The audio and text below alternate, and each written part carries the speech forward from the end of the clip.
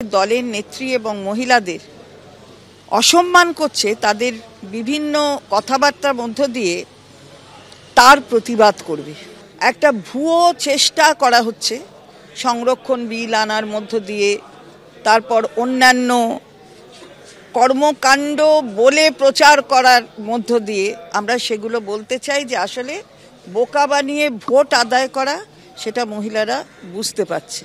ফলে সেই বিষয়গুলি নিয়ে আগামী 30 তারিখ রাজ্য জুড়ে, যেহেতু কলকাতা আমাদের 2টি সাংগঠনিক জেলা আছে, সেখানে একটি মিছিল হচ্ছে, আর বাকি 34টি জায়গায় মানে সব শুদ্ধ আমাদের 35টি সাংগঠনিক জেলা, তাতে 34টি জায়গায় আমাদের এই মিছিল বেলা 1টায় হবে।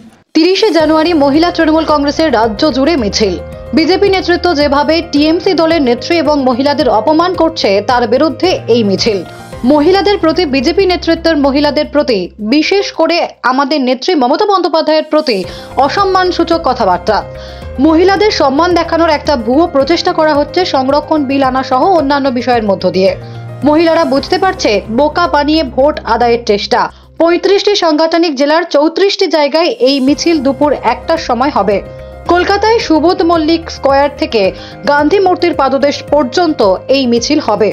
এই মিছিলের ডাক হচ্ছে, সবাই বলো কেন্দ্রীয় সরকারকে চলো পাল্টাই। সঠিক ভোটারকে কিভাবে ভোটার লিস্টে স্থান দিতে হয় সেই কাজ বাংলায় হয়েছে। জোট ছেড়ে দিয়েছেন এমন কথা মাননীয় মুখ্যমন্ত্রী বলেননি, তিনি বলেছেন বাংলার কথা। Bureau report, Durnibar Bangla news.